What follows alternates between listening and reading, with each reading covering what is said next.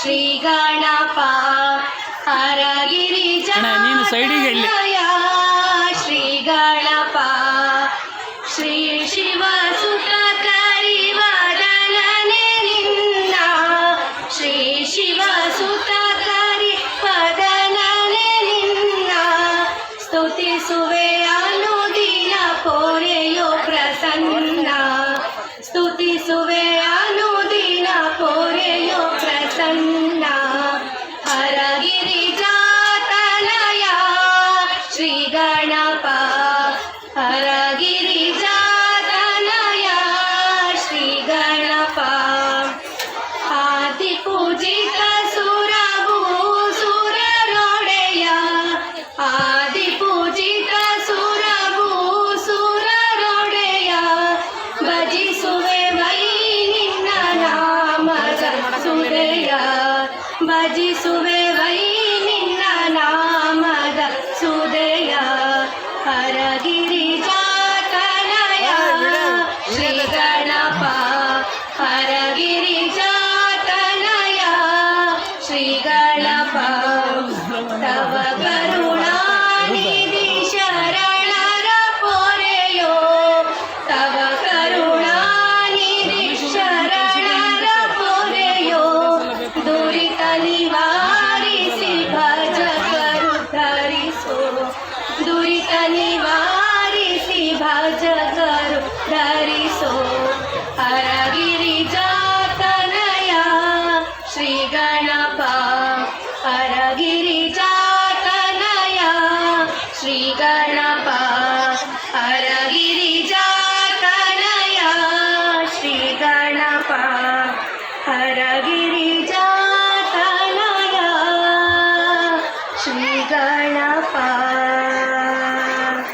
Everyone happy by acknowledging the presence of some of our great personalities and valuable guests. May I request my senior most colleague Usha MS, Hindi teacher of our school, to give a warm welcome to our respected personalities and dayas. Good evening everyone. Today I am feeling honored for getting this great opportunity to welcome the gathering for Samskara Siri night, the annual day celebration of our school. Firstly, I would wish to welcome Shri B.S. Prakash sir for presiding over the great function, who is the president of our school, backbone of the school and being of our school. You are heartily welcome to the function, sir.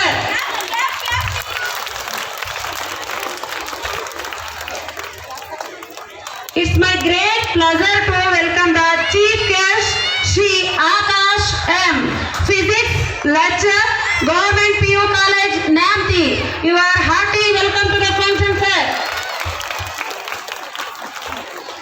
I would like to welcome Shri Chandru MK, Police Sub-Inspector of Police, Namti. You are heartily welcome to the function, sir.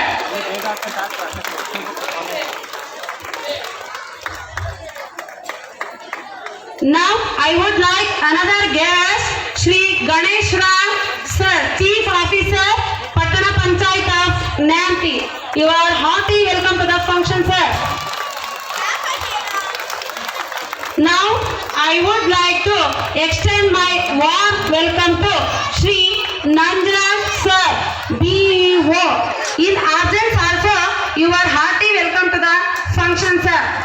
To another guest, Shri Chandra Naik sir, CRP in Namti cluster. You are heartily welcome to the function, sir.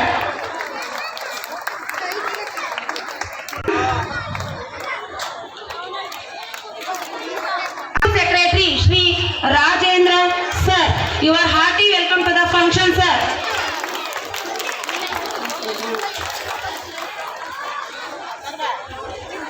Next, I would like to welcome our school trustee, Shri B.R. Shivkumar sir, in absence also, and also one of the well-wisher of our school, Shri A.M. Shivkumar sir. You are heartily welcome to the function, sir.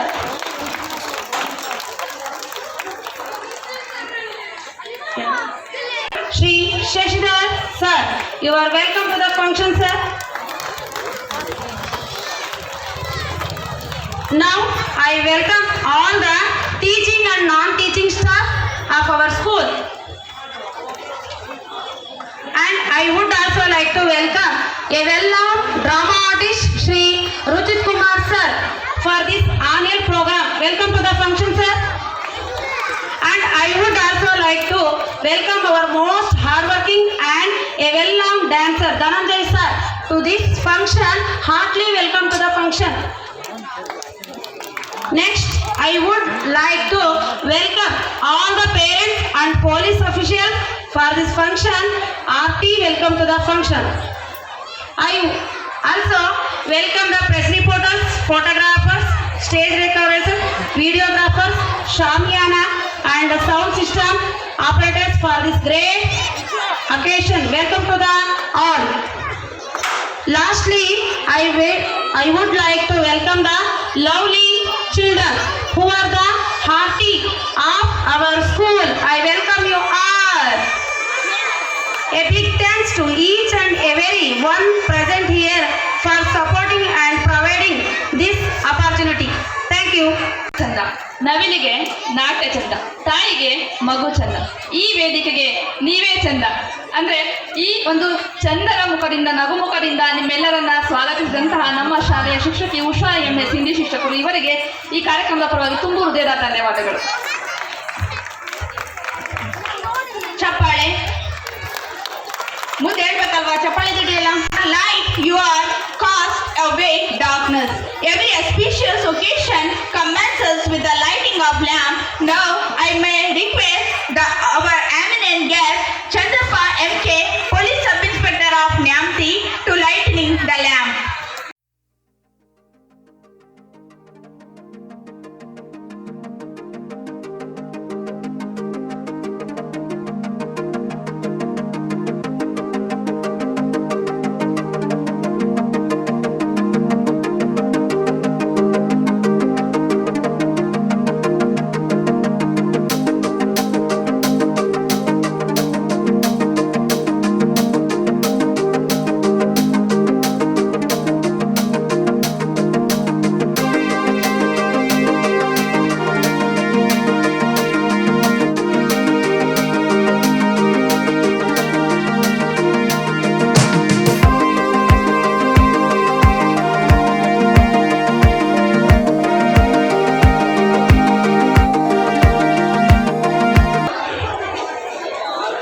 ವಿದ್ಯಾರ್ಥಿಗಳ ಕಲೆಗಳನ್ನು ಅನಾವರಣಗೊಳಿಸುವಂತಹ ಒಂದು ದೊಡ್ಡ ಕಾರ್ಯಕ್ರಮ. ಯಾಕೆ ಕಲೆಗಳು ಬೇಕು, ಎದಕ್ಕಾಗಿ ಕಲಿಬೇಕು? ಹಾಡಾಡೋದು, dance ಮಾಡೋದು ಅಥವಾ ಬೇರೆ ಬೇರೆ ರೀತಿಯ ಕಲೆಗಳನ್ನು ಯಾಕೆ ಕಲಿಬೇಕು ಅಂದರೆ, ಗುಂಡಪ್ಪರು ಒಂದು ಕಡೆ ಹೇಳ್ತಾರೆ, ಹೃದಯ ಪುಷ್ಪ ಮರಂದವಾತ್ಮಕೆ ನಿಜಾನಂದ ಉರಿಪುದಾರಸ ಸುಂದರದ ಕಿರಣ ಸೋಕೆ ಕಲೆಗಳೋಳ್ ಬದುಕಿನೋಳ್ ಕುರಿವಿರ್ಪ ಕಾಂತಿಯದು ಮಂಕುತಿಮ್ಮ ಅಂತ. ಅರ್ಥ ಏನು ಅಂತಂದರೆ, ಒಂದು ಹೂವಿನ ಮೇಲೆ ಹೇಗೆ ಸೂರ್ಯನ ಕಿರಣ ಬಿದ್ದಾಗ ಹೇಗೆ ಹೂವು ಅರಳುತ್ತೋ ಹಾಗೆ ಕಲೆಗಳು ನಮ್ಮ ಬದುಕನ್ನು ಅರಳಿಸುತ್ತೆ ಅಂತ. ಅಂದರೆ ಬದುಕನ್ನು ಅರಳಿಸ್ಕೊಳ್ಳೋದಕ್ಕೆ ಕಲೆಗಳು ಬೇಕಾಗತ್ತೆ ಅನ್ನುವಂತಹ ಮಾತನ್ನು ಗುಂಡಪ್ಪರು ಹೇಳ್ತಾರೆ.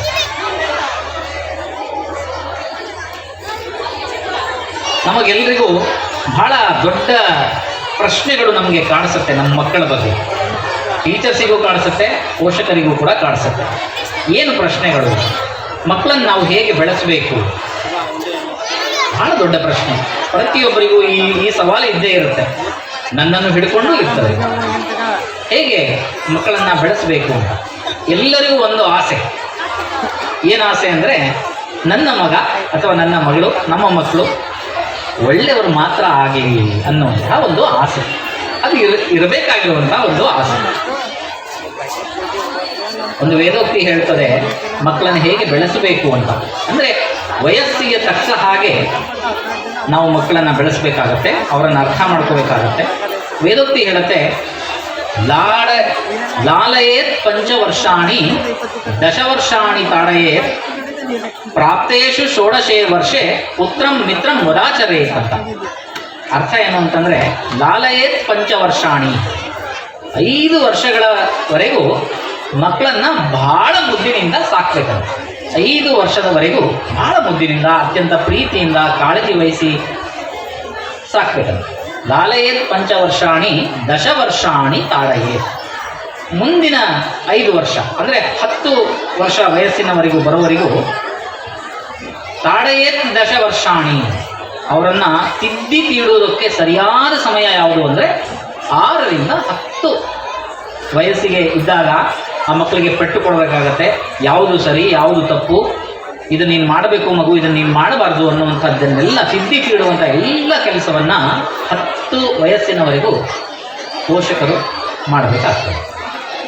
ಪ್ರಾಪ್ತೇಶು ಷೋಡಶೇ ವರ್ಷೆ ಪುತ್ರಂ ಮಿತ್ರಂ ವದಾಚರೇತ್ ಅಂದರೆ ಏನು ಅಂದರೆ, ಮಗು ಅಥವಾ ಮಗಳು ಅಥವಾ ಮಗ 16 ಅಥವಾ 15 ವಯಸ್ಸಿಗೆ ಬಂದಾದ ಮೇಲೆ ಅವರನ್ನು ಹೇಗೆ ಕಾಣಬೇಕು ಅಂದರೆ ಬಹಳ ಸ್ಪಷ್ಟವಾಗಿ ಚಂದವಾಗಿ ಹೇಳ್ತದೆ ವೇದೋಕ್ತಿ. ಅವರನ್ನು ಮಿತ್ರರ ಥರ ನೋಡ್ಕೋಬೇಕು ಅಂತ, ಸ್ನೇಹಿತರ ಥರ ಅವರನ್ನು ಕಾಣಬೇಕು ಅಂತ. ನಮ್ಮ ಮಕ್ಕಳು ನಮ್ಮ ಹತ್ರ ಮುಕ್ತವಾಗಿ ಅವರೇನು ಹೇಳ್ಕೊಳ್ಳೋದಿಲ್ಲ. ಯಾಕೆಂದರೆ ಅವರಿಗೆ ಸಿನಿಮಾದಲ್ಲಿ ಬರುವಂತಹ ಹೀರೋಗಳು ಅಥವಾ ಹೀರೋಯಿನ್ಗಳು ಅವರಿಗೆ ಇಷ್ಟ ಆಗೋದನ್ನು ಅವ್ರು ಮಾಡ್ತಾ ಇರ್ತಾರೆ. ಆದರೆ ನಾವು ಮಾಡೋದಿಲ್ಲ ಅವ್ರಿಗೆ ಇಷ್ಟ ಆಗೋದು. ನಾವು ಬರೀ ಅವರಿಗೆ ಪ್ರಶ್ನೆಗಳನ್ನು ಜಾಸ್ತಿ ಕೇಳ್ತೀವಿ. ನೀನಿದು ಮಾಡಬೇಡ ಅಂತಾನೆ ನಾವು ಅವ್ರಿಗೆ ಹೇಳೋದು. ಹಾಗಾಗಿ ಅವರೇನು ತಿಳ್ಕೊಳ್ತಾರೆ ಅಂದರೆ, ನಾನು ಏನು ಮಾಡಿದರೂ ಬೇಡ ಅಂತಾರಲ್ಲ ಇವರು ಮಾತೇ ಕೇಳೋದು ಬೇಡ ಅಂತ ಮಕ್ಕಳು ಮಾತು ಕೇಳೋದಿಲ್ಲ. ಈ ಪ್ರಶ್ನೆ ಪ್ರಾಯಶಃ ಪ್ರತಿಯೊಬ್ಬರಿಗೂ ಇದೆ. ಏನು, ನಮ್ಮ ಮಕ್ಕಳು ಮಾತು ಕೇಳೋದಿಲ್ಲ, ಏನು ಮಾಡಬೇಕಂಗಾರೆ ಮಾತು ಕೇಳೋದಕ್ಕೆ? ಈಗ ಹೇಳಿದ್ನಲ್ಲ, ವೇದೋಕ್ತಿ ಏನು ಹೇಳ್ತು ಅದನ್ನು ನಾವು ಜಸ್ಟ್ ಪಾಲನೆ ಮಾಡಿದರೆ ಸಾಕಾಗ್ತದೆ. ಖಂಡಿತ ಮಕ್ಕಳು ನಮ್ಮ ಮಾತನ್ನು ಕೇಳಿಯೇ ಕೇಳ್ತಾರೆ. ಬಹಳ ತಪ್ಪು ಏನು ನಡೀತಾ ಇದೆ ಅಂದರೆ, ನಾವೆಲ್ಲ ಬಯಸೋದು ನಮ್ಮ ಮಕ್ಕಳು ಒಳ್ಳೆಯವರಾಗಲಿ ಅಂತ, ನಮ್ಮ ಮಕ್ಕಳು ಗುಣವಂತರಾಗಲಿ ಅಂತ. ಆದರೆ ಗುಣವಂತರಾಗೋದಕ್ಕೆ ಬೇಕಾಗೋದನ್ನು ಏನಾದರೂ ನಾವು ಮಾಡ್ತಾ ಇದ್ದೀವ ಮನೆಗಳಲ್ಲಿ? ದೊಡ್ಡ ಪ್ರಶ್ನೆ. ನಾವು ಮಾಡ್ತಾ ಇದ್ದೀವಿ. ನಾವು ಏನು ಮಾಡ್ತೀವಿ? ಹೇಗಾರು ಮಾಡಿ ನಮ್ಮ ಮಕ್ಕಳು ಹೇಗಾರು ಆಗಿ ಶ್ರೀಮಂತರಾಗಬೇಕು, ಇಷ್ಟೇ. ನನ್ನ ಮಗ ಗುಣವಂತ ಆಗಬೇಕು ಅನ್ನೋದಕ್ಕೆ ಬೇಕಾಗುವಂಥದ್ದೇನಿದೆಯಲ್ಲ ಆ ಕೆಲಸವನ್ನು ನಾವು ಮಾಡ್ತಾನೇ ಇಲ್ಲ. ನಾವು ಮಾಡ್ತಿರೋ ಕೆಲಸ ಏನು? ಹೇಗಾರು ಆಗಲಿ ನನ್ನ ಮಗ, ನನ್ನ ಮಗಳು ಅಥವಾ ನನ್ನ ಮಗ ಶ್ರೀಮಂತ ಆಗಬೇಕು. ಯಾಕೆ? ಏನಾಗುತ್ತೆ ಶ್ರೀಮಂತರಾದರೆ? ಯಾಕೆ ಅಂದರೆ, ಶ್ರೀಮಂತರಾದರೆ ಅವರು ಬಹಳ ಸಮರ್ಥವಾದ ಬದುಕನ್ನು ನಡೆಸಲಿಕ್ಕೆ ಅವರಿಗೆ ಸಾಧ್ಯತೆ ಆಗತ್ತೆ. ನಿಜವಾದ ಶ್ರೀಮಂತಿಕೆ ಅಂದರೆ ಯಾರ ಹತ್ರ ಹೆಚ್ಚು ದುಡ್ಡಿರುತ್ತೋ ಅವನು ಶ್ರೀಮಂತ, ಅವನು ಅತ್ಯಂತ ಉತ್ಕೃಷ್ಟವಾದ ಬದುಕನ್ನು ಈ ಜಗತ್ತಲ್ಲಿ ನಡೆಸ್ತಾ ಇದ್ದಾನೆ ಅನ್ನೋವಂಥ ಒಂದು ಭ್ರಮೆಯಲ್ಲಿ ನಾವು ಪ್ರಾಯಶಃ ಇರ್ತೀವಿ. ನಿಮಗೆ ಹೇಳ್ತೇನೆ, ಒಂದು ಕೆಲಸ ಮಾಡೋಣ. ಯಾರೋ ಒಬ್ಬ ವ್ಯಕ್ತಿಗೆ ಒಂದು 10 ಕೋಟಿ ಮನೆ ಕಟ್ಟಿಸ್ಕೊಡೋಣ, ಒಂದು ರೋಲ್ಸ್ ರಾಯ್ ಕೊಡೋಣ, ಕಾರು ಕೊಡೋಣ ಜೊತೆಗೆ. ಆದರೆ ಮನೆ ಎಲ್ಲಿ ಕಟ್ಟಿಸ್ಕೊಡೋದು ಅಂದರೆ, ಯಾರೂ ಇರಬಾರ್ದಲ್ಲಿ, ಅವನೊಬ್ಬನೇ ಇರಬೇಕು ಆ ಮನೆಯಲ್ಲಿ, ದೂರದಲ್ಲಿ ಎಲ್ಲೋ ಹೊಲದಲ್ಲಿ ಒಬ್ಬನೇ ಇರಬೇಕು, ಯಾರ ಸಂಪರ್ಕದಲ್ಲೂ ಇರಬಾರ್ದು. ಅವನ ಹತ್ರ ಕಾರಿದೆ, ನೀವೆಲ್ಲ ಆಸೆ ಪಡ್ತಾ ಇರ್ತೀವಿ. ಅವನ ಹತ್ರ ದೊಡ್ಡ ಬಂಗ್ಲೋ ಇದೆ, ಎಲ್ಲ ಇದೆ. ಆದರೆ ಅವನು ಸುಖವಾಗಿರಲಿಕ್ಕೆ ಸಾಧ್ಯವೇ ಇಲ್ಲ. ನಾವು ಅಂದ್ಕೊಂಡಿದ್ದೇವೆ ನಿಜವಾದ ಶ್ರೀಮಂತಿಕೆ ಏನು? ಅವನ ಹತ್ರ ಕಾರಿದೆ, ಅವನ ಹತ್ರ ಮನೇನೂ ಇದೆ, 10 ಕೋಟಿಯ ಮನೆ ಇದೆ, ರೋಲ್ಸ್ ರಾಯ್ ಕಾರ್ ಇದೆ, ಎಲ್ಲ ಇದೆ. ಆದರೆ ಅವನು ಒಬ್ಬನೇ ಇದ್ದಾನೆ. ಅವನು ಸುಖವಾಗಿರಲಿಕ್ಕೆ ಸಾಧ್ಯವಾ? ಖಂಡಿತ ಸಾಧ್ಯ ಇಲ್ಲ. ಕಾರಣ ಕೇಳಿದರೆ, ಯಾಕೆ ಅಂದರೆ ಮನುಷ್ಯ ಸಂಘ ಜೀವಿ. ಮನುಷ್ಯ ಸಮಾಜದ ಮಧ್ಯದಲ್ಲಿ ಅವನು ಬದುಕಬೇಕಾಗತ್ತೆ. ಸಮಾಜದ ಮಧ್ಯದಲ್ಲಿ ಅವನು ಬದುಕಬೇಕು ಅಂದರೆ ಅವನಿಗೆ ಸಂಸ್ಕಾರ ಬೇಕಾಗ್ತದೆ. ನನಗೆ ಶಾಲೆಯ ಹೆಸರು ಕೇಳಿ ನಾನು ಒಂದು ಕ್ಷಣ ನನಗೆ ಬಹಳ ರೋಮಾಂಚನ ಆಯಿತು. ಕಾರಣ ಕೇಳಿದರೆ, ಶಾಲೆಯ ಹೆಸರು ಸಂಸ್ಕೃತಿ, ಕಾರ್ಯಕ್ರಮದ ಹೆಸರು ಸಂಸ್ಕಾರ. ಬಹಳ ತೂಕ ಇರುವಂಥ ಶಬ್ದ. ಪ್ರಾಯಶಃ ಇಷ್ಟು ತೂಕ ಇರುವಂಥ ಯಾವ ಶಬ್ದವೂ ಇರಲಿಕ್ಕಿಲ್ಲ ಅನ್ನೋದು ನನ್ನ ಅಭಿಪ್ರಾಯ. ನಾನು ನಿಮ್ಮ ಹೆಚ್ಚು ಸಮಯ ನಾನು ತಕ್ಕೊಳ್ಳೋದಿಲ್ಲ, ಯಾಕಂದರೆ you are all curious about the exhibition of the arts of your students, ಅಂದರೆ ಯುವರ್ ಚಿಲ್ಡ್ರನ್. ನಾನು ಹೆಚ್ಚು ಸಮಯ ತಗೊಳ್ಳೋದಿಲ್ಲ. ಆದರೆ ಪ್ರಾಯಶಃ ಎಲ್ಲೋ ಶಿಕ್ಷಕರಾಗಿ ನಾವು, ಜೊತೆಗೆ ಪೋಷಕರಾಗಿ ನಾವು ಎಲ್ಲೋ ನಮ್ಮ ಮಕ್ಕಳನ್ನು ಬೆಳೆಸೋದ್ರಲ್ಲಿ ನಾವೆಲ್ಲೋ ಹಿಂದೆ ಉಳ್ಕೊಳ್ತಾ ಇದ್ದೀವಿ ಅನ್ನುವಂಥ ಒಂದು ಸಣ್ಣ ಅಭಿಪ್ರಾಯವನ್ನು ನಿಮ್ಮ ಮುಂದೆ ನಾನು ವ್ಯಕ್ತಪಡಿಸ್ತಾ ಇದ್ದೇನೆ ಅಷ್ಟೇ. ನಿಜವಾದ ಶ್ರೀಮಂತಿಕೆ ಅಂದರೆ ನಾವು ತಿಳ್ಕೊಂಡಿದ್ದೇವೆ, ನಿಮಗೆ ಹೇಳಿದೆ ಅದು. ನೋಡಿ, ನಾನು ಅದಕ್ಕೆ ಹೇಳಿದೆ, ಕಾರ್ಯಕ್ರಮದ ಹೆಸರು ಸಂಸ್ಕಾರ ಅಂತಿದೆ. ಏನು ಸಂಸ್ಕಾರ ಅಂದರೆ? ಹಾಗಾದರೆ ಸಂಸ್ಕೃತಿ ಅಂದರೆ ಏನು? ಸಂಸ್ಕಾರ ಅಂದರೆ ನಮ್ಮ ನಡೆ ನುಡಿ, ನಾವಿರುವ ರೀತಿ, ನಾನು ಮಾತನಾಡೋದು, ನನ್ನ ಹಿರಿಯವರನ್ನು ನಾನು ಮಾತಾಡಿಸೋದು, ನನ್ನ ಕಿರಿಯವರನ್ನು ನಾನು ಮಾತಾಡಿಸೋದು, ನನ್ನ ಮನೆಯಲ್ಲಿ ನಾನು ಹೇಗಿರ್ತೀನೋ ಅದು, ನನ್ನ ಸ್ನೇಹಿತರ ಜೊತೆಗೆ ಹೇಗೆ ವರ್ತನೆ ಮಾಡ್ತೀನೋ ಅದೆಲ್ಲವೂ ಕೂಡ ಅದರ ಒಟ್ಟು ತೂಕ ಅದೇನೇ ಸಂಸ್ಕಾರ ಆಗ್ತದೆ. ಕೊನೆಗೆ ನಾನು ಒಳ್ಳೆ ಕೆಲಸ ಮಾಡ್ತಾ ಇದ್ದರೆ ಅದನ್ನು ನೂರಾರು ಜನ ಫಾಲೋ ಮಾಡ್ಕೊಂಡು ಹೋಗ್ತಾರೆ, ಅದೇ ಸಂಸ್ಕೃತಿಯಾಗಿ ಉಳಿತದೆ. ಅಂತಹ ಒಂದು ಮಹತ್ತರ ಕೆಲಸವನ್ನು, ಯಾಕಂದರೆ ಆ ಹೆಸರನ್ನು ಇಟ್ಟಿದ್ದಾರೆ ಅಂದರೆ ನಾನು ಅಂದ್ಕೊಳ್ತೇನೆ ಖಂಡಿತ ಆ ನಿಟ್ಟಿನಲ್ಲಿ ಈ ಒಂದು ಶಾಲೆ ಖಂಡಿತ ಸಾಗ್ತಾ ಇದೆ ಅನ್ನುವಂಥದ್ದನ್ನು ನಾನು ಭಾವಿಸ್ತೇನೆ. ಖಂಡಿತ ನೋಡಿ, ಮಕ್ಕಳಿಗೆ ನಾವು ಈಗ ಇತ್ತೀಚೆಗೆ ಭಾವನಾತ್ಮಕವಾಗಿ ಮಕ್ಕಳನ್ನು ನಾವು ಬೆಳೆಸ್ತಾನೇ ಇಲ್ಲ. ಭಾಳ ಖೇದಕರ ವಿಚಾರ. ಏನು ಭಾವನಾತ್ಮಕವಾಗಿ ಬೆಳೆಸೋದು? ನಿಮ್ಮ ಮಕ್ಕಳು ನಿಜವಾಗ್ಲೂ ಅಳ್ತಾರ? ನೀವೇನಾದ್ರು ಹತ್ರೆ, ಒಬ್ಬ ತಾಯಿ ಹತ್ರೆ, ಒಬ್ಬ ತಂದೆ ಹತ್ರೆ ಒಂದು ಮಗು ನಿಜವಾಗ್ಲೂ ಯಾವತ್ತಾರು ಅಳತ್ತಾ? ಸಾಧ್ಯವೇ ಇಲ್ಲ. ಯಾಕೆ ಕೇಳಿ? ಯಾರು ತಪ್ಪು? ತಪ್ಪು ನಮ್ಮದೇ. ಏನು ತಪ್ಪು ಮಾಡಿದ್ದೀವಿ ಅಂದರೆ, ನಾವು ಅಂದ್ಕೊಳ್ಳೋದೇನು ಅಂದರೆ, ನೋಡು ನಾನು ನನ್ನ ಬದುಕಲ್ಲಿ ಭಾಳ ಕಷ್ಟಪಟ್ಟಿದ್ದೇನೆ, ಭಾಳ ನೋವನ್ನು ಅನುಭವಿಸಿದ್ದೇನೆ, ನನ್ನ ಮಕ್ಕಳು ಆ ನೋವನ್ನು ಅವರು ಅನುಭವಿಸಬಾರ್ದು, ಯಾವುದೇ ಕಾರಣಕ್ಕೂ ಅವರು ಅಳಬಾರ್ದು ಅಂತ ನಾವೇನು ಮಾಡಿಬಿಟ್ಟಿದ್ದೇವೆ, ಅವರನ್ನು ಬರೀ ಎಲ್ಲ ಸಮಯದಲ್ಲೂ ಲಾಲನೆಯನ್ನೇ ಮಾಡ್ತಾ ಇದ್ದೀವಿ. ನಾವು ಬೇರೆ ಯಾವ ಕೆಲಸವನ್ನು ನಾವು ಮಾಡಲಿಲ್ಲ. 18 ವಯಸ್ಸಿನ ಮಗು ಇರಲಿ, 20 ವಯಸ್ಸಿನ ಯುವಕರಿರಲಿ, ಅವರಿಗೂ ಕೂಡ ನಾವು ಮತ್ತು ಲಾಲನೆಯನ್ನೇ ನಾವು ಮಾಡ್ತಾ ಇದ್ದೇವೆ. ನಮ್ಮ ಮಕ್ಕಳಿಗೆ ಭಾವನಾತ್ಮಕವಾಗಿ ನಾವು ಬೆಳೆಸಲೇ ಇಲ್ಲ. ಅವರಿಗೆ ನೋವು ಅಂದರೆ ಏನು, ಪ್ರೀತಿ ಅಂದರೆ ಏನು. ಒಬ್ಬ ಮಗು ಹೇಳ್ಬಿಡ್ಲಿ ನೋಡೋಣ, ನನ್ನ ತಂದೆಯೇ ನನಗೆ ರೋಲ್ ಮಾಡಲ್ ಅಂಥೇಳಿ.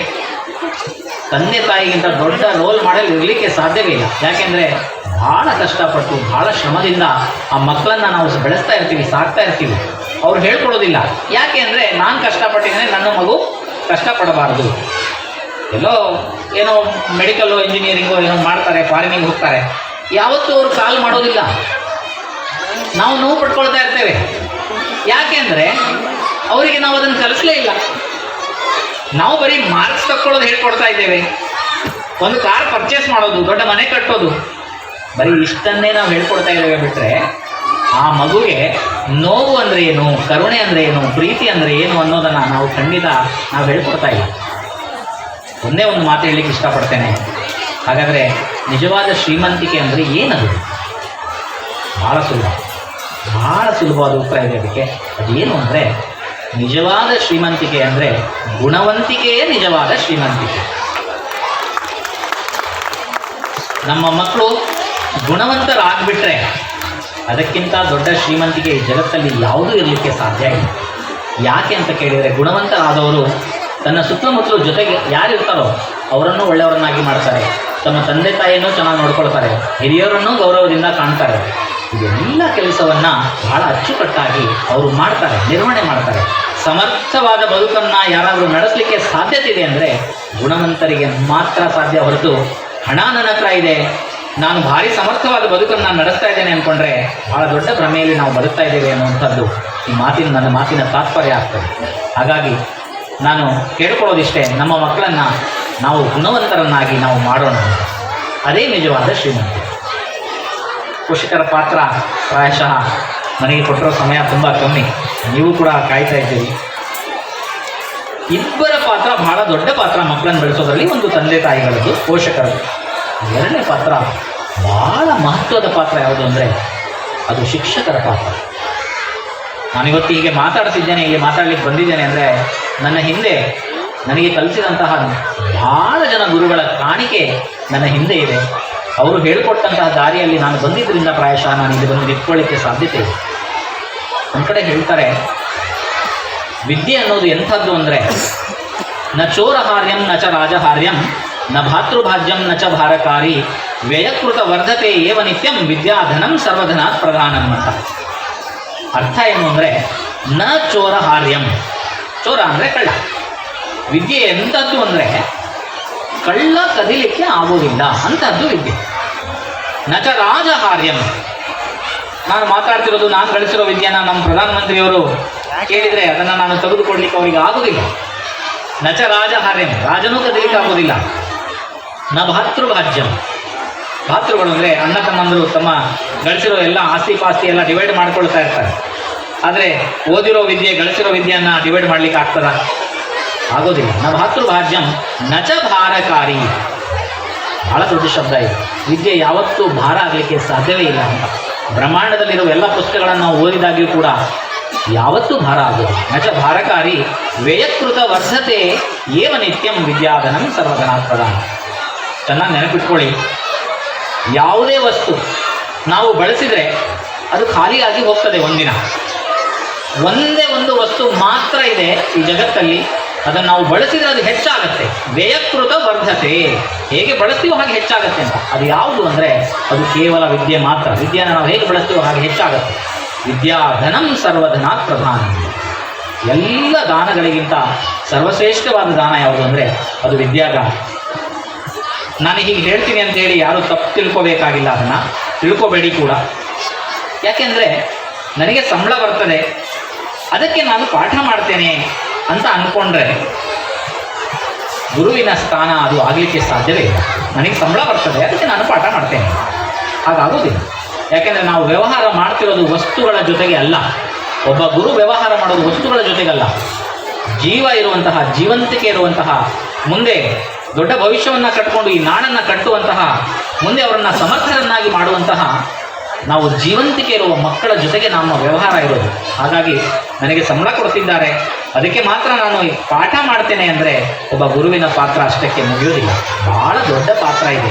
ಅವರ ಸಂಪೂರ್ಣ ಬದುಕನ್ನು ಒಂದು ಸರಿಯಾದ ದಾರಿಯಲ್ಲಿ, ಅಂಧಕಾರವನ್ನೆಲ್ಲ ತೆಗೆದು ಬೆಳಕನ್ನು ಕೊಡೋನೆ ಗುರು ಅಂತ. ಭೂ ಶಬ್ದ ಸ್ತಂಧಕಾರ, ರೂ ಶಬ್ದ ಸ್ತನ್ನಿವಾರಕ ಅಂತ. ಅಂಧಕಾರವನ್ನು ಕಳೆಯೋನು ಯಾರಿದ್ದಾನೋ ಅವನೇ ಗುರು ಅಂತ ವೇದ ಹೇಳುತ್ತೆ.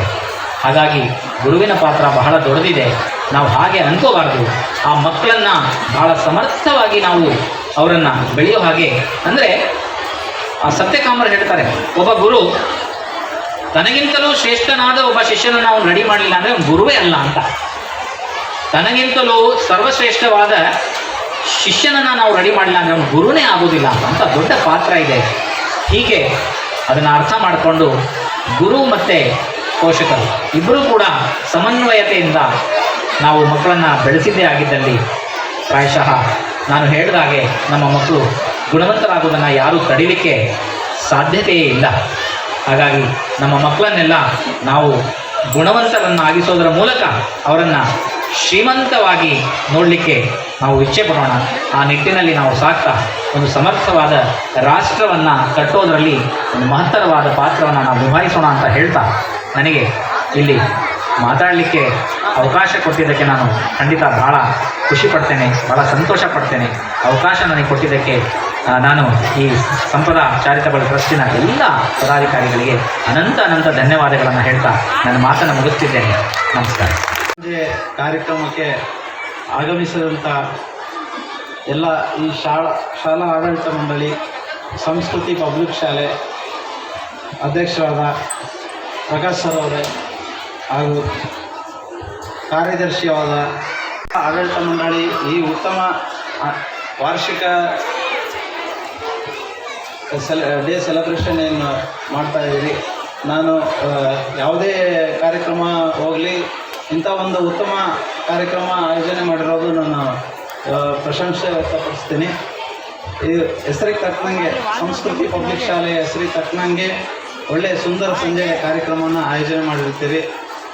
ನಾನು ಹೇಳ್ತಿರೋದು ಇಷ್ಟೇ. ನಾನು ಭಾಳ ವಾಗ್ಮಿ ಅಲ್ಲ, ಆದರೆ ಒಂದೆರಡು ಮಾತಾಡೋಕ್ಕೆ ಇಷ್ಟಪಡ್ತೀನಿ. ಇಲ್ಲೇನು LKG ಇಂದ 7th ಸ್ಟ್ಯಾಂಡರ್ಡ್ವರೆಗೂ ಈ ಶಾಲೆ ಇದೆ. ಶಾಲೆಯಲ್ಲಿ ಮಕ್ಕಳು ಬೆಳೆಯುವ ಸಿರಿ ಮೊಳಕೆಯಲ್ಲಿ ಅಂತ ಏನು ಹೇಳ್ತಾರೆ, ಅದಕ್ಕೆ ತಕ್ಕನಂಗೆ ಈ ಶಾಲಾ ಆಡಳಿತ ಮಂಡಳಿಯ ಎಲ್ಲ ಆಡಳಿತ ವರ್ಗ ಆಗಲಿ ಹಾಗೂ ಶಾಲಾ ಶಿಕ್ಷಕರಾಗಲಿ, ಮುಖ್ಯೋಪಾಧ್ಯಾಯರಾಗಲಿ ಎಲ್ಲ ಉತ್ತಮವಾಗಿ ಮಕ್ಕಳಿಗೆ ಆ ಪಾಲನೆಯನ್ನು ಮಾಡ್ತಾ ಇದ್ದಾರೆ, ಶಿಕ್ಷಣವನ್ನು ನೀಡ್ತಾ ಇದ್ದಾರೆ ಅನ್ನೋ ನಮ್ಮ ಕಣ್ಮುಂದೆ ಇದೆ. ಅವರಿಗೆ ಈ ಎಲ್ಲ ಪೋಷಕ ವರ್ಗ ಹಾಗೂ ಮಕ್ಕಳ ವರ್ಗದಿಂದ ತುಂಬ ಧನ್ಯವಾದಗಳನ್ನು ನಾನು ಅರ್ಪಿಸ್ತೀನಿ. ನಮ್ಮ ಪಟ್ಟಣದ ನಾನೇನು ಮುಖ್ಯಾಧಿಕಾರಿ ಪಟ್ಟಣ ಪಂಚಾಯತಿಯಲ್ಲಿ ವರ್ಕ್ ಮಾಡ್ತಾ ಇದ್ದೀನಿ. ಆ ಪಟ್ಟಣದ ಕಾಳಜಿಯಿಂದ ಒಂದು ಮಾತು ಹೇಳ್ತೀನಿ. ತಮ್ಮ ಮಕ್ಕಳಿಗಾಗಲಿ ಹಾಗೂ ಪೋಷಕ ವರ್ಗ ಆಗಲಿ ಪಟ್ಟಣದ ಆಗಲಿ ನೀವೆಲ್ಲಿರ್ತೀರೋ ಅಲ್ಲಿ ಸ್ವಚ್ಛತೆಗೆ ಮೊದಲ ಆದ್ಯತೆಯನ್ನು ನೀಡಿ ಅಂತ ನಾನು ಇದು ಕೋರ್ಕೊಳ್ತೀನಿ. ಇಲ್ಲಿ ನಮ್ಮ ಶಾಲೆಯ ವಾತಾವರಣ ನೋಡಿದರೆ ಸ್ವಚ್ಛತೆಗೆ ಆದ್ಯತೆ ನೀಡ್ತಾರೆ ಅಂತ ಶಾಲಾ ಆಡಳಿತ ಮಂಡಳಿಯ ಅವರಿಗೆ ಧನ್ಯವಾದಗಳನ್ನು ಅರ್ಪಿಸಿ ಈ ಸುಂದರ ಸಂಜೆಯ ಕಾರ್ಯಕ್ರಮಕ್ಕೆ ತಾವೆಲ್ಲ ಕಾತರದಿಂದ ಕಾಯ್ತಾ ಇದ್ದೀರಿ ಮಕ್ಕಳ ಪ್ರತಿಭೆಯನ್ನು ಆಲಿಸಲು. ಈಗಾಗಲೇ ಚೀಫ್ ಗೆಸ್ಟ್ ಆದಂಥ ಆಕಾಶ್ ಸರ್ ಅವರು ಉತ್ತಮವಾಗಿ ತಮಗೆ ಮನಮುಟ್ಟವಾಗಿ ಎಲ್ಲ ವಿವರಣೆ ನೀಡಿರ್ತಾರೆ. ಆಗ ನಾನು ಹೇಳೋದೇನೂ ಇರಲ್ಲ. ಎಲ್ಲರಿಗೂ ಶುಭ ಕೋರುತ್ತಾ ನನ್ನ ಮಾತುಗಳನ್ನು ಮುಗಿಸ್ತೀನಿ. ಧನ್ಯವಾದ. ಸಂಪದ ಚಾರಿಟಬಲ್ ಟ್ರಸ್ಟ್ ಸಂಸ್ಕೃತಿ ಪಬ್ಲಿಕ್ ಶಾಲೆ ಈ ಶಾಲೆಯ ಎಲ್ಲ ಆಡಳಿತ ಮಂಡಳಿ ವರ್ಗದವರಿಗೆ ವಂದಿಸುತ್ತಾ, ವೇದಿಕೆ ಮೇಲೆ ಆಸೀನರಾಗಿರ್ತಕ್ಕಂಥ ಎಲ್ಲ ಗಣ್ಯಾತಿ ಗಣ್ಯರನ್ನು ವಂದಿಸುತ್ತಾ, ಇವತ್ತು ಬಹಳಷ್ಟು ಪ್ರಮುಖವಾಗಿರ್ತಕ್ಕಂಥ ಒಂದು ಕಾರ್ಯಕ್ರಮವನ್ನು ಸಂಸ್ಕೃತಿ ಪಬ್ಲಿಕ್ ಶಾಲೆಯವರು ನಡೆಸ್ತಾ ಇದ್ದಾರೆ. ಇದು ಪ್ರತಿ ವರ್ಷ ನಡೆಯುತ್ತೆ, ಶಾಲಾ ವಾರ್ಷಿಕೋತ್ಸವ, ಆ್ಯನ್ಯುವಲ್ ಡೇ. ಹಾಗಾಗಿ ಈ ಕಾರ್ಯಕ್ರಮನ ಯಾಕೆ ಮಾಡ್ತಾರೆ, ಯಾಕೆ ಮಾಡಬೇಕು ಅನ್ನೋದು ಎಲ್ರಿಗೂ ಮಹತ್ವವಾಗಿ ಗೊತ್ತಿರ್ತಕ್ಕಂಥ ವಿಷಯ. ಆದರೆ ಮಕ್ಕಳು ಶಾಲೆಯಲ್ಲಿ 4 ಗೋಡೆಯ ಮಧ್ಯೆ ಕಲಿಕೆಯನ್ನು ಕಲಿತಾರೆ. ಆದರೆ ಮಕ್ಕಳ ಮಾನಸಿಕ ಬೌದ್ಧಿಕ ಸಾಮರ್ಥ್ಯ ಹೆಚ್ಚಿಸಲು ಕರಿಕ್ಯುಲರ್ ಆಕ್ಟಿವಿಟಿ ಬೇಕಾಗುತ್ತೆ. ಸಹಪಾಠ್ಯ ಚಟುವಟಿಕೆಗಳು ಅಂತ ಹೇಳ್ತೀವಿ.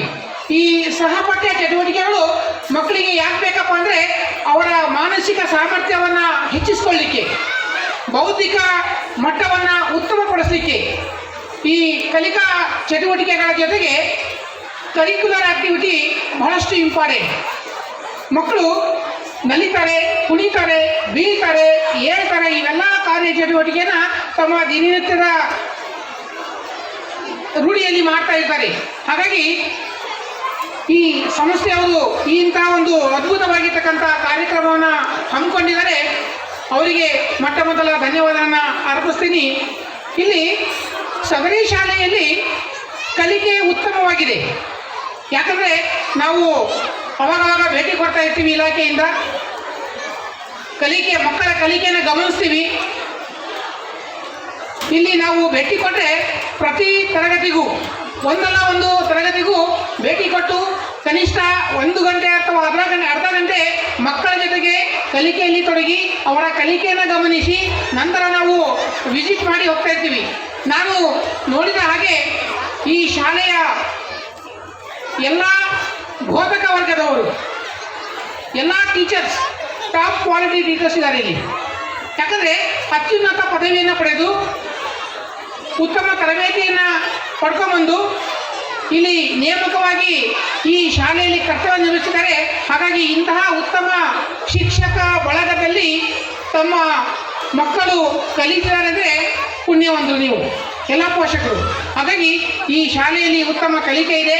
ಈ ಕಲಿಕೆ ಹಾಗೆ ಮುಂದೆ ಹೋಗಲಿ ಅಂತ ಆಶಿಸುತ್ತಾ, ಆಮೇಲೆ ಈ ಶಾಲೆಯಲ್ಲಿ ಅನೇಕ ಪ್ರತಿಭೆಗಳು ಹುಟ್ಟುಕೊಳ್ತಿದ್ದಾವೆ. ಪ್ರತಿ ವರ್ಷ ನವೋದಯ ಕೋಚಿಂಗಲ್ಲಿ ಒಂದಲ್ಲ ಎರಡಲ್ಲ 3-4 ಮಕ್ಕಳು ಇಲ್ಲಿ ಈ ಶಾಲೆಯಿಂದ ಸೆಲೆಕ್ಟ್ ಆಗಿ ನವೋದಯಕ್ಕೆ ಹೋಗ್ತಾ ಇದ್ದಾರೆ. ಈ ಎಲ್ಲ ಅಂಶಗಳನ್ನು ನಾವು ಗಮನಿಸ್ತಾ ಇರ್ತೀವಿ. ಹಾಗಾಗಿ ಉತ್ತಮ ಕಲಿಕೆಯೊಂದಿಗೆ, ಉತ್ತಮ ಸಂಸ್ಕಾರದೊಂದಿಗೆ, ಉತ್ತಮ ನಾಗರಿಕತೆಯನ್ನು ಕಲಿಸಿಕೊಡುವಲ್ಲಿ ಈ ಶಾಲೆಯ ಆಡಳಿತ ಮಂಡಳಿ ಪ್ರಮುಖ ಕೆಲಸವನ್ನು ಮಾಡ್ತಾ ಇದೆ. ಹೀಗಾಗಿ ಈ ಕೆಲಸ ಪ್ರತಿನಿತ್ಯ ಪ್ರತಿ ವರ್ಷ ಯಾವಾಗಲೂ ಹೀಗೆ ಮುಂದುವರಿಲಿ, ಒಳ್ಳೆಯ ಉತ್ತಮ ಸಂಸ್ಥೆಯಾಗಿ ಬೆಳೀಲಿ ಅಂತೇಳಿ ಆಶಿಸುತ್ತಾ ನನಗೆ ಮಾತಾಡಲಿಕ್ಕೆ ಅವಕಾಶ ಪಟ್ಟಿರ್ತಕ್ಕಂಥ ಎಲ್ಲರಿಗೂ ವಂದಿಸುತ್ತಾ ನನ್ನ ಮಾತಿಗೆ ವಿರಾಮ ಕೊಡ್ತೀನಿ. ಜೈ ಹಿಂದ್. ಶಾಲಾ ವಾರ್ಷಿಕೋತ್ಸವದ ಅಧ್ಯಕ್ಷತೆ ವಹಿಸಿರುವ ಆತ್ಮೀಯರಾದ ಪ್ರಕಾಶ್ ಅವರೇ, ಉದ್ಘಾಟನೆಗೆ ಅನುಪಸ್ಥಿತಿಯಲ್ಲಿ ರವಿ ಅವರು ಬರಬೇಕಿತ್ತು, ಅವರ ಪರವಾಗಿ ಚಂದ್ರಪ್ಪನವರು ಬಂದಿದ್ದಾರೆ. ಚಂದ್ರಪ್ಪನವರೇ, ಆಕಾಶ್ ಸರ್ ಅವರೇ, ನಂಜರಾಜ್ ಸರ್ ಅವರೇ, ಗಣೇಶ್ ರಾವ್ ಸರ್ ಅವರೇ, ಚಂದ್ರನಾಯ್ಕರವರೇ ಹಾಗೂ ಶಿವಕುಮಾರ್ ಬಿ ಆರ್ ಅವರು ನಮ್ಮ ಟ್ರಸ್ಟಿಯ ಅವರ ಅನುಪಸ್ಥಿತಿಯಲ್ಲಿ ಹಾಗೂ ನಮ್ಮ ಎಲ್ಲ ಪೋಷಕರಿಗೆ ಸಹಕಾರ ಮತ್ತು ನಮ್ಮ ಸಂಸ್ಥೆಗೆ ಸಪೋರ್ಟ್ ಮಾಡ್ತಾ ಇರುವಂಥ ಶಿವಕುಮಾರ್ ಎ ಎಮ್ ಅವರೇ ಎಲ್ಲರಿಗೂ ಸಂಸ್ಕಾರ ಸಿರಿ 9ರ ವಾರ್ಷಿಕೋತ್ಸವದ ಶುಭಾಶಯಗಳು. ಮೊದಲನೇದು. ಇನ್ನು ಕಾರ್ಯದರ್ಶಿಯಾಗಿ ನನ್ನ ಜವಾಬ್ದಾರಿ ನಡೆದು ಬಂದ ಹಾದಿ ಸೂಕ್ಷ್ಮವಾಗಿ ಹೇಳಲಿಕ್ಕೆ ಇಷ್ಟಪಡ್ತೀನಿ. ನಾವು 9 ವರ್ಷದ ಹಿಂದೆ 8 ಮಕ್ಕಳಿಂದ ಶುರು ಮಾಡಿದಂಥ ಸಂಸ್ಥೆ ಪ್ರಿ KG ಒಳಗೆ. ಆ ದಿವಸ ಕೇವಲ 8 ಮಕ್ಕಳಿಂದ ಶುರು ಮಾಡಿ ಇವತ್ತು ನಿಮ್ಮ ಸಹಕಾರ, ಪ್ರೋತ್ಸಾಹ, ನಮ್ಮ ಶಿಕ್ಷಕ ವೃಂದದವರ ಎಫರ್ಟ್ ಇಂದ ಇವತ್ತು 260 ಮಕ್ಕಳನ್ನು ಮುಟ್ಟಿದ್ದೀವಿ. ಅದಕ್ಕೆ ಕಾರಣಕರ್ತರು ಪೋಷಕರು ಮತ್ತು ಶಿಕ್ಷಕ ವೃಂದದವರು. ಹಾಗೆ ಈ ಪ್ರತಿಯೊಂದು ಹಂತದಲ್ಲೂ ಪೋಷಕರು ನಮಗೆ ಸಹಕಾರ ನೀಡ್ತಾ ಇದ್ದಾರೆ. ಜೊತೆಗೆ ನಮ್ಮ ಶಿಕ್ಷಕ ವೃಂದದವ್ರ ಬಗ್ಗೆ ಒಂದೆರಡು ಮಾತಾಡಲೇಬೇಕು. ಅವ್ರಿಗೆ ನಮ್ಮ ಹೆಮ್ಮೆ, ನಮ್ಮ ಶಿಕ್ಷಕರ ಬಗ್ಗೆ ಮಾತಾಡೋದು ನಮಗೆ ಹೆಮ್ಮೆ. ಏನಾಗಿದೆ ಅಂದರೆ ಶುರುವಿನಾಗ ಬರುವಾಗ ಪೋಷಕರು ಬರ್ತಾರೆ, ಬಂದ್ಬಿಟ್ಟು ಅಡ್ಮಿಷನ್ ಮಾಡೋ ಟೈಮಲ್ಲಿ ನಡೆದು ಬಂದ ಹಾದಿ ಹೇಳ್ತೀನಿ, ನನ್ನ ಅನುಭವದ ಅನಿಸಿಕೆಗಳನ್ನ ಹಂಚ್ಕೊಳ್ಲಿಕ್ಕೆ ಇಷ್ಟಪಡ್ತೀನಿ. ಫಸ್ಟ್ ಬಂದಾಗ ಏನು ಹೇಳ್ತಾರೆ, ಸರ್ ನಮ್ಮ ಮಗು ತುಂಬ ಹಠ ಮಾಡುತ್ತೆ, ಒಂದು ಸ್ವಲ್ಪ ಅಡ್ಮಿಷನ್ ಮಾಡ್ಕೊಳ್ಳಿ ಅಂತ ಬರ್ತಾರೆ. ಇಲ್ಲ ಅಂತ ಹೇಳಿದ್ರೆ ಕಂಟ್ರೋಲ್ ಮಾಡೋಕ್ಕಾಗಲ್ಲ, ಅದಕ್ಕೆ ಸೇರಿಸ್ಕೊಳ್ಳಿ ಅಂತ ಹೇಳ್ತಾರೆ. ಫಸ್ಟು ಬರ್ತಾರೆ. ಹಂಗೆ ಅಂತ ಮುಗಿದ ಮೇಲೆ ಒಂದು 15 ದಿವಸ ಊಟನೇ ಮಾಡ್ತಾ ಇಲ್ಲ, ಊಟ ಮಾಡಿಸಿ ಅಂತಾರೆ. ಪ್ರತಿಯೊಂದು ಹಂತದಲ್ಲೂ ಅವರು ಶಿಕ್ಷಕ ವೃಂದದವರು ಸಪೋರ್ಟ್ ಮಾಡ್ತಾ ಬರ್ತಾರೆ. ಕೊನೆಗೆ ಏನಾಗ್ತದೆ ಅಂತ ಹೇಳಿದರೆ 15 ದಿವಸ ಆಗತ್ತೆ, ತಿಂಗಳಾಗತ್ತೆ. ಕೊನೆಗೆ ಪೋಷಕರ ಪ್ರಶ್ನೆ ಏನಂದರೆ ನಮ್ಮ ಮಕ್ಕಳು ಏನು ಕಲ್ತಿಲ್ಲ. ಹೆಂಗಿದೆ ಅಂತ ಹೇಳಿದ್ರೆ ಅವರು ಸಮಸ್ಯೆ ಬಗೆಹರಿಸೋದೇ ನಮ್ಗೆ ದೊಡ್ಡ ಸಮಸ್ಯೆ ಆಗುತ್ತೆ. ನಾವು ಇಲ್ಲಿ ಬರೀ ಪೋಸ್ಟ್ಮನ್ ಕೆಲಸ ಮಾಡೋರು. ಯಾಕಂದ್ರೆ ನಮ್ಗೆ ಏನಿದ್ರೂ ನಾವು ಪೋಷಕರು ಮತ್ತು ಶಿಕ್ಷಕರ ಬಾಂಧವ್ಯ ಬೆಸೆಯೋದೇ ನಮ್ಮ ಕೆಲಸ. ಆ ಶಿಕ್ಷಕರವರಿಗೆ ನಾವು ಹೇಳೋದಷ್ಟೇ ನಮ್ಮ ಕರ್ತವ್ಯ. ಅವರು ಎಲ್ಲ ರೀತಿಯಿಂದಲೂ ನಿಭಾಯಿಸ್ಕೊಂಡು ಉತ್ತಮ ಈ ಮಟ್ಟಕ್ಕೆ ಏನಾದರೂ 260 ಮಕ್ಕಳನ್ನು ಅಡ್ಮಿಷನ್ ಆಗಿದೆ, ಈ ಸಂಸ್ಥೆ ನಡೀತಾ ಇದೆ ಅಂದರೆ ಅದಕ್ಕೆ ಮೂಲ ಕಾರಣ ಶಿಕ್ಷಕ ವೃಂದದವರು.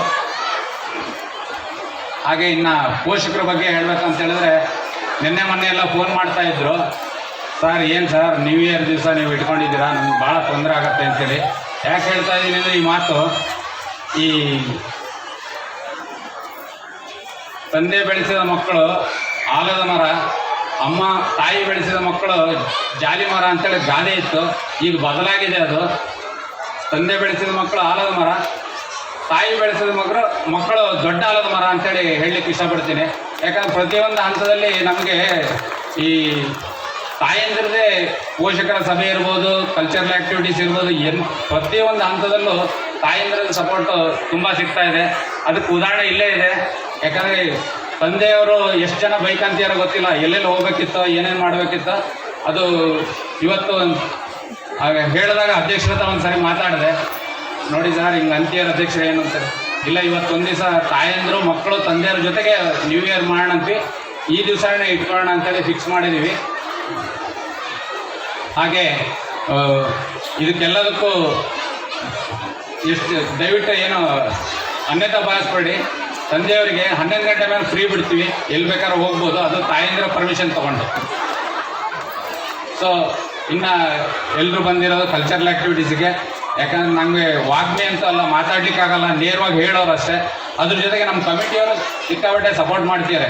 ಯಾಕಂದ್ರೆ ನಾನು ವ್ಯವಹಾರಸ್ಥ, ನಂಗೆ ಅಲ್ಲಿ ಶಾಪಲ್ಲಿ ಏನೇ ಬಿಸ್ನೆಸ್ ಮಾಡ್ಬೋದು. ಇಲ್ಲಿ ಬಂದಾಗ ಮಕ್ಕಳ ಹತ್ರ ಬಂದಾಗ ಅವ್ರು ನಮಸ್ತೆ ಸರ್ ಅಂತಾರಲ್ಲ, ಯಾವುದೇ ಆಕಾಂಕ್ಷೆ ಇಲ್ಲದೆ ಮುಗ್ಧ ಮನಸ್ಸಿಂದ ಹೇಳುವಾಗ ನಮಗೆ ಆಗ ಖುಷಿ. ಏನೇ ನೋವಿದ್ರೂ ಸಹ ಇಲ್ಲಿ ಮರ್ತು ಬಿಡ್ತೀವಿ. ಅದಕ್ಕೆ ಆ ಒಂದು ಅವಕಾಶ ಮಾಡಿಕೊಟ್ಟ ನಿಮ್ಮ ಪೋಷಕ ವೃಂದದವರಿಗೆ ಮೊದಲನೇ ಧನ್ಯವಾದಗಳನ್ನ ಹೇಳ್ತೀನಿ. ಹಾಗೆ ಶಿಕ್ಷಕ ವೃಂದದವರು ನಾವು ಏನೇ ಹೇಳಿದ್ರು ಅದು ಇನ್ನೂ ಹೇಳ್ಬೇಕಂತ ಹೇಳಿದರೆ, ಈಗೆಲ್ಲ ನಮ್ಮ ಅಪ್ಪಂಗೆ ನಮ್ಮ ಅಜ್ಜಂಗೆ 9 ಜನ ಮಕ್ಕಳು, ನಮ್ಮ ಅಪ್ಪಂಗೆ 4 ಜನ ಮಕ್ಕಳು, ನನಗೆ ಒಬ್ಬ. ಈಗ ಏನಾಗಿದೆ, ಎಲ್ರಿಗೂ ಒಬ್ಬೊಬ್ಬರೇ ಮಕ್ಕಳಾಗ್ಬಿಟ್ಟಿದ್ದಾರೆ. ಫಸ್ಟ್ ಎಲ್ಲ ಕಲಿಸ್ರಿ ಅಂತಾರೆ, ಅವ್ರು ಹೊಡೆದ್ರೆ ಮತ್ತೆ ನೋಡಿ ಮೇಡಮ್, ಅವ್ರು ಎಷ್ಟಾರ ಕಲೀಲಿ, ಹೊಡಿಬೇಡಿ. ಶಿಕ್ಷೆ ಇಲ್ಲದೆ ಶಿಕ್ಷಣ ಇಲ್ಲ. ಬಟ್ ಹೊಡೆಯೋದಕ್ಕೂ ಬಿಡೋದಿಲ್ಲ, ಕಲಿಸೋದಕ್ಕೂ ಬಿಡಲ್ಲ. ತಾಯಂದ್ರುಗಳು ಅಂದರೆ ಹೆತ್ತ ಕರಳು. ಬಟ್ ಅದನ್ನು ಒಂದು ಸ್ವಲ್ಪ ಲಿಬರಲ್ ಮಾಡಿ ಅಂತ ವಿನಂತಿ ಮಾಡ್ಕೊಳ್ತೀನಿ. ಜೊತೆಗೆ ಇನ್ನೊಂದು ವಿಶೇಷ ಏನಂತ ಹೇಳಿದ್ರೆ, ಈಗ ನಮಗೆ ಪ್ರೀ ಕೆ ಜಿಯಿಂದ ಈ 7th ಸ್ಟ್ಯಾಂಡರ್ಡ್ಗೆ ಈಗ ಅಪ್ಡೇಟ್ ಇದೆ. ಮುಂದಿನ ವರ್ಷ ನಾವು 8th ಸ್ಟ್ಯಾಂಡರ್ಡ್ ನಿಮ್ಮೆಲ್ಲರ ಪ್ರೋತ್ಸಾಹ ಸಹಕಾರದಿಂದ ಅಡ್ಮಿಷನ್ ಸ್ಟಾರ್ಟ್ ಮಾಡ್ತೀವಿ. ನಮ್ಮ ಏಮ್ ಇದೆ, ಮುಂದಿನ ಗುರಿ ಅಪ್ ಟು PU ವರೆಗೂ ಮಾಡಬೇಕು. ಗ್ರಾಮೀಣ ಮಾಡಿದವರಿಗೆಲ್ಲ, ಗ್ರಾಮೀಣ ಸುತ್ತಮುತ್ತಲ ಇರೋರಿಗೆಲ್ಲ ಕಡಿಮೆ ವೆಚ್ಚದಲ್ಲಿ ಒಂದು ಎಜುಕೇಷನ್ ಕೊಡಿಸ್ಬೇಕಂತೇಳಿ, ಏನೋ ನಮಗೆ ಆ ಒಂದು ವೃತ್ತಿ ಮಾಡೋದ್ರಿಂದ ನಮಗೇನಾದರೂ ಒಳ್ಳೇದಾಗುತ್ತೆ ಅನ್ನೋ ಒಂದು ಭಾವನೆಯಿಂದ ಮಾಡ್ತಾ ಇದ್ದೀವಿ. ಯಾರು ನಿರೀಕ್ಷೆ ಮಾಡ್ತಾ ಇಲ್ಲ. ಅದಕ್ಕೆ ಅಧ್ಯಕ್ಷರಾಗಲಿ, ನಮ್ಮ ಕಮಿಟಿಯವರಾಗಲಿ, ನಮ್ಮ ಶಿವಕುಮಾರ್ ಸರ್ ಆಗಲಿ ರಾತ್ರಿ 12 ಗಂಟೆ ಆದರೂ ಮೆಸೇಜ್ ಮಾಡ್ತಾರೆ. ಶಿಕ್ಷಕರೊಂದಿಗೆ ಅವರ ವೃತ್ತಿ ಬಗ್ಗೆ, ಅವರ ಪ್ರಾಬ್ಲಮ್ ಬಗ್ಗೆ ಎಲ್ಲದೂ ಪ್ರತಿ ಹಂತದಲ್ಲೂ ಮಾಹಿತಿಗಳನ್ನು ಕೊಡ್ತಾ ಇದ್ದಾರೆ. ಅವರಿಗೂ ಸಹ ವಿಶೇಷವಾಗಿ ಶಿವಕುಮಾರ್ ಸರ್ಗೆ ಥ್ಯಾಂಕ್ಸ್ ಹೇಳಲಿಕ್ಕೆ ಇಷ್ಟಪಡ್ತೀನಿ. ಹಾಗೆಯೇ ಕೊನೆಯದಾಗಿ ನಿಮಗೆ ಸಮಯ ಇಲ್ಲ, ಯಾಕಂದರೆ ಎಲ್ಲಿಂದ ಸ್ಟಾರ್ಟ್ ಮಾಡ್ತೀನಿ, ಎಲ್ಲಿಂದ ಎಂಡ್ ಮಾಡ್ತೀನಿ ಅಂತ ಗೊತ್ತಾಗಲ್ಲ. ಇಲ್ಲಿ ನಿಂತ ತಕ್ಷಣ ಭಯ ಆಗ್ತದೆ ನನಗೆ, ಅದು ಏನು ಮಾಡೋಕ್ಕಾಗಲ್ಲ. ಓಕೆ, ಎಲ್ರಿಗೂ ಮತ್ತೊಮ್ಮೆ ತುಂಬ ಹೃದಯದ ಧನ್ಯವಾದಗಳನ್ನು ಹೇಳ್ತಾ, ಎರಡು ಮಾತಾಡಲಿಕ್ಕೆ ಅವಕಾಶ ಮಾಡಿಕೊಟ್ಟ ಎಲ್ರಿಗೂ ವಂದಿಸ್ತಾ ನನ್ನ ಮಾತನ್ನು ಮುಗಿಸ್ತೀನಿ. ಜೈ ಹಿಂದ್, ಜೈ ಕರ್ನಾಟಕ.